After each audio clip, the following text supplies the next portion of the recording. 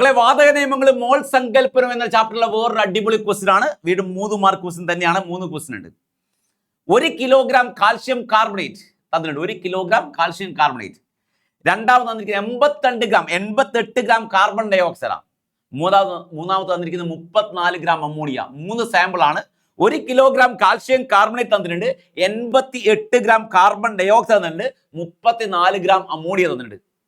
ഇതിൽ ഏതോ രണ്ടെണ്ണത്തിന് സെയിം നമ്പർ ഓഫ് മോളിക്യൂൾസ് ആണ്. ഏത് രണ്ടെണ്ണത്തിനാണ് സെയിം നമ്പർ ഓഫ് മോളിക്യൂൾസ്? ഏത് രണ്ടെണ്ണത്തിനാണോ സെയിം നമ്പർ ഓഫ് മോൾസ് അവർക്ക് രണ്ടുപേർക്ക് എന്തായിരിക്കും? സെയിം നമ്പർ ഓഫ് മോളിക്യൂൾസ് ആയിരിക്കും. അപ്പൊ നമ്മൾ ഓരോന്ന് ചെയ്ത് നോക്കുക.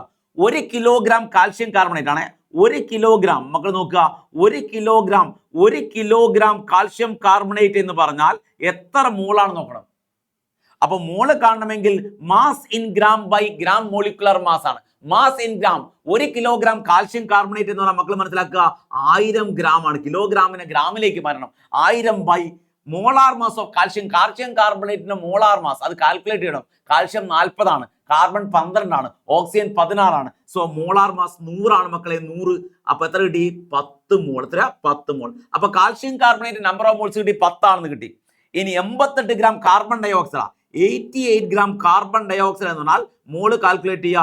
88 ബൈ കാൽഷ്യം കാർബൺ ഡൈ ഓക്സൈഡിന്റെ മോളാർ മാസ് 44 ആണ്.